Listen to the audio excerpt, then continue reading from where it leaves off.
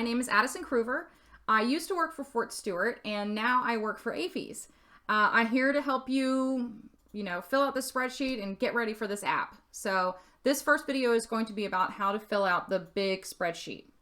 Okay, so I'm going to go ahead and switch to screen share.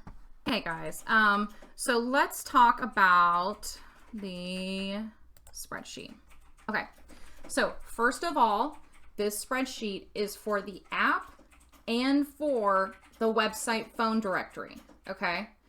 That's why it's so amazing, is because you just fill out this one big spreadsheet and you're gonna get a new phone book and a new, information into the app, okay? So let's talk about what's mandatory, okay? The things that you need to know and that are mandatory that you have to fill out are name, alphanumeric symbol, building number, hours, and category, okay? So let's talk about why. Okay, so way over here, name, that's what I'm talking about, okay? You have to fill in the name. Now, one thing that I do want to say is that when you're filling out the name, Public Affairs Office is a great name, but like DPW-Environmental Division is not, okay? For things like that, what I would do is I would put environmental, it's such a hard word to spell, division, apparently so is division, and then in the acronym I would put DPW because it's going to be right next to the name, okay? All right. So those are the names. Think about what someone's going to search, okay? What someone's going to click on, and what kind of visual cues they're looking for. Another good example is when you have, like, at Fort Stewart, the main place that soldiers go to when they in process is the Marne Reception Center.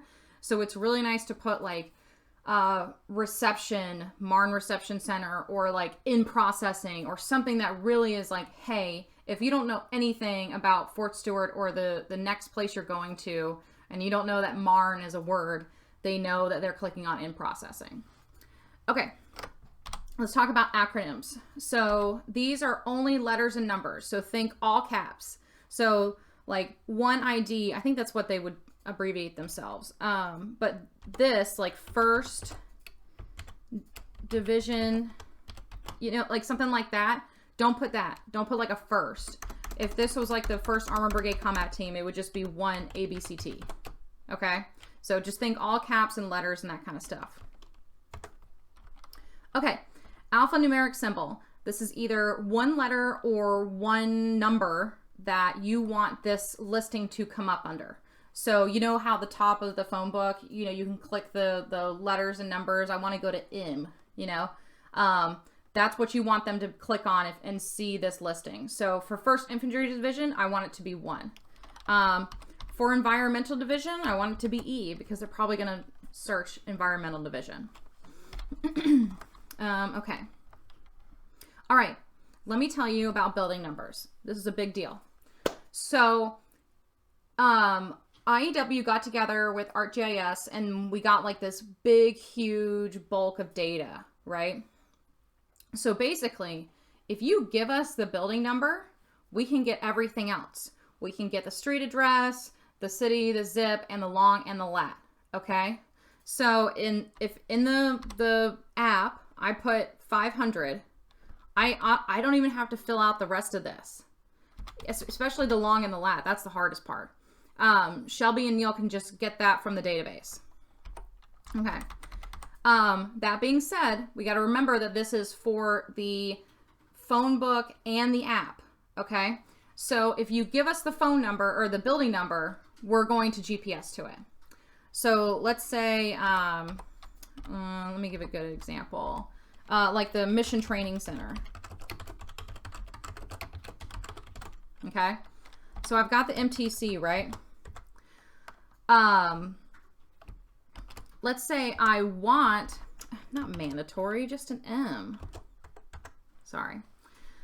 I want the Mission Training Center building number to show up in my phone book, but I don't want people to GPS to it. Okay? all right? Because we can. The MTCs are Amoeba protected, okay? So this is what I'm going to do. I'm going to put the building number, okay? Let's just say it's 123, and put the street F, and I'm going to put Fort Riley. I'm going to put Kansas 67060, and then in the long and lat, I'm going to put no, okay? So if you want something to show up on your phone book, but not in the app, right? Because the building number is mandatory. We'll take it out. Just put no in long and lat, okay? Let's do another example. Let's say I've got, what do I want to do? There's so many great things that are Amoeba protected. Oh, like let's say you have a static EOC, right? So I've got the Emergency Operations Center. I've got the EOC. I want it to be under E. Oops. Whatever. Okay. I want the building number. I want everyone to know that the building number is 555. And I want them to know it's off of Wilson Ave in Fort Riley. Okay. I want them to know all this, right? Oops.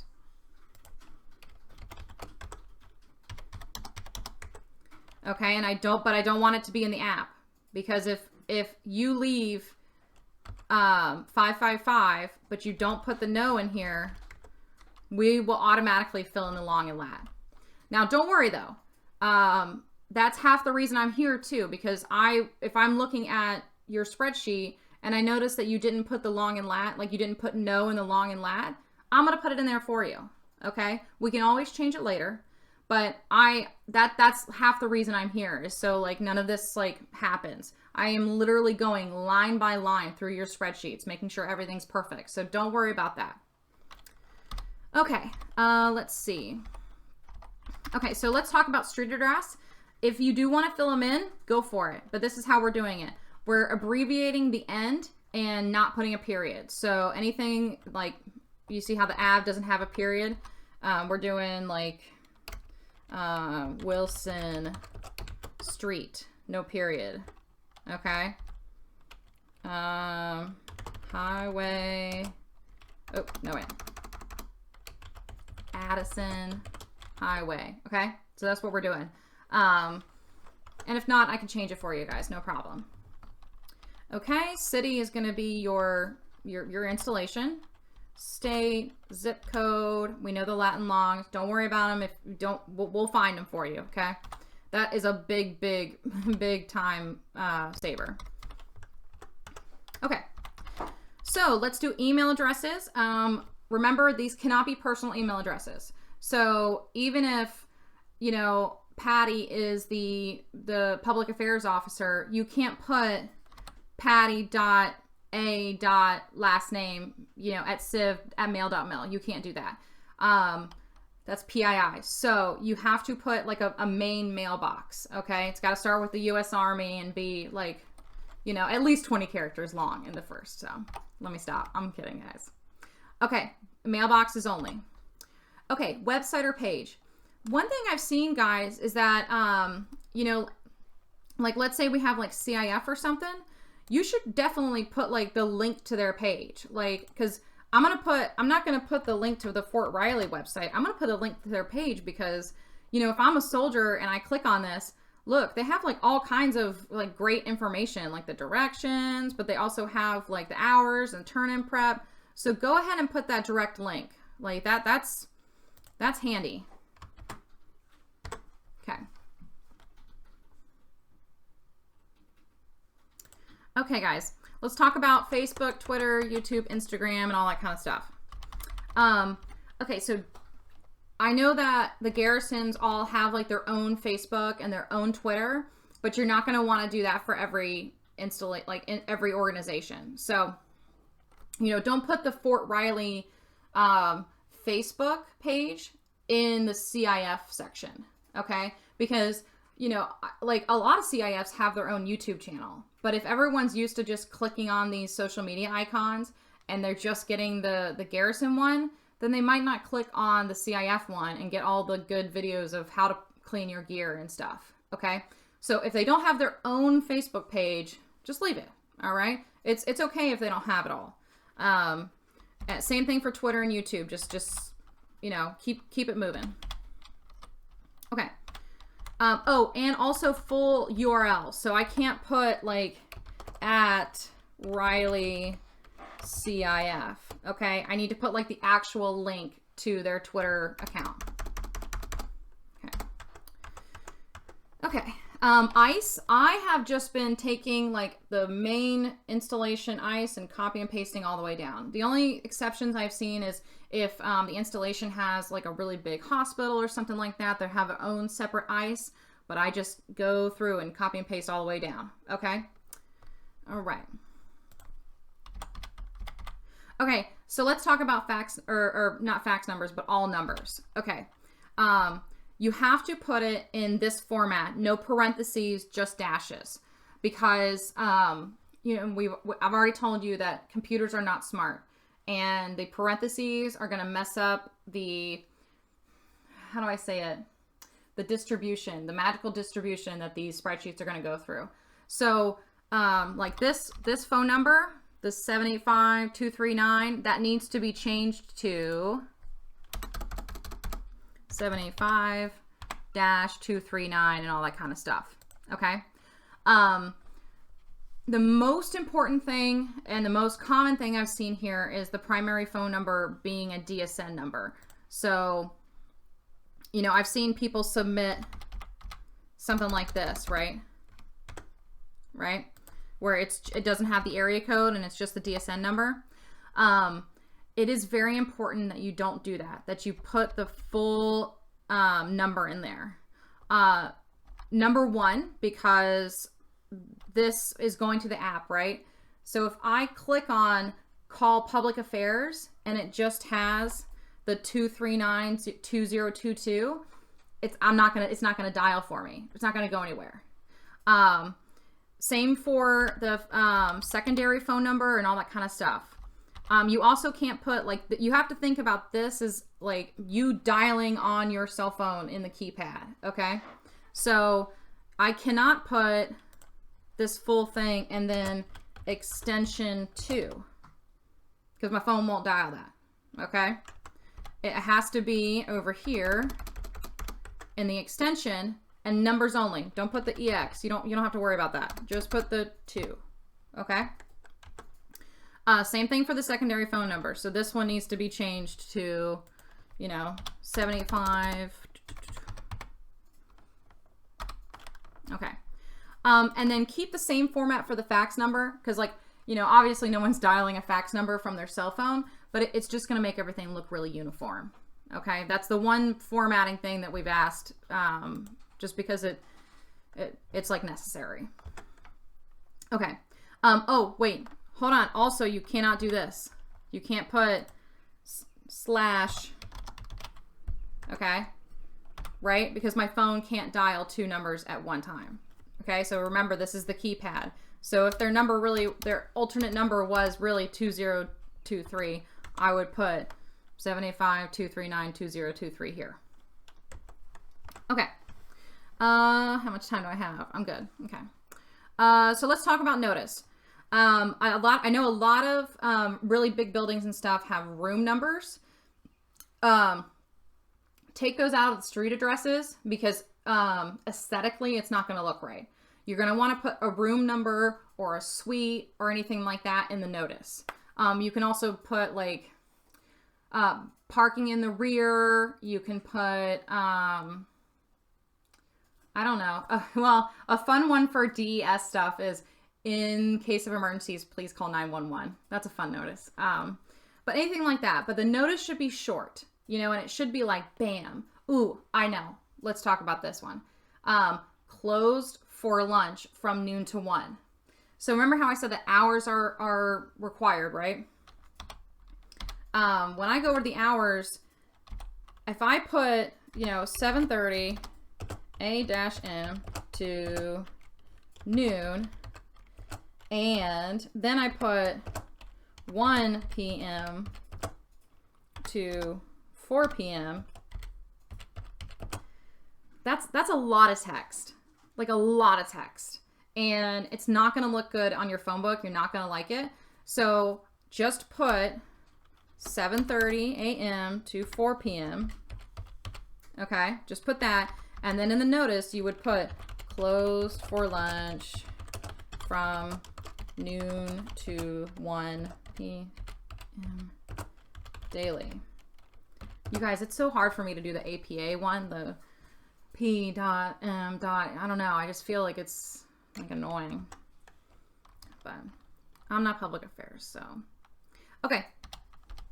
So yeah, hopefully you guys get that for the hours. Like, keep it simple as much as possible, because even just reading it from a UI standpoint and also from like aesthetics, you're going to want to keep it nice and simple.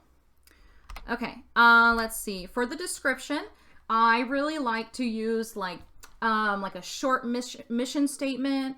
I like to use, if you don't have a mission statement from somebody, you can always use the blanket, descriptions that Neil put on like the websites, you know, like when you go to the Garrison directorates and there's like a description of what DES does. Do that. Just stop where you copy and paste, and it's like, you know, when it starts to say DES is in charge of fire and law enforcement and all that, stop that, because you just want the description of DES. Because if you put those words like law enforcement and MP or in fire, then when somebody searches it, that'll also come up too, and it just gets really annoying. So just a short sentence. Ain't gotta be long, okay? But also you don't need the description. If you want to skip it, you can skip it. Okay, so we talked about the hours. Also, I want you to know that the format that you use, like the APA, or if you just want to do 8 a.m. to 8 p.m. without all the dots and stuff, it's totally up to you. Like, you guys choose that. Just, you know, I would keep it consistent just so it looks nice, okay? So if you do choose the whole like 8 a.m. to 4 p.m., you know, and you lose the periods, do that for everything. And then for, you know, units and hotlines and all that kind of stuff that are open 24/7, you're going to put 24/7, and then you're just going to copy and paste all the way down. Oh, I don't know what I did. Whoops. I'm like in like Excel, like no man's land now. Oh my gosh, what did I do? How about just hit Control Z? There we go. So go all the way over for Saturday for the federal training holidays and all that kind of stuff. Okay. Let's see. Other stuff you're not going to want, like, I think one time I saw someone had like a Thursday, and then it said like close on like RODs or RDOs. Y'all, I don't know what RDOs are. I've heard of Donzas. I've heard of training holidays, but I don't know what RDO is. So, and I was in the Army, so like, you know, yeah, maybe, I don't know. Someone comment and let me know what an RDO is. But don't put that in the description. If you, or in the hours. If you're like closed on Thursdays, put that in the notice.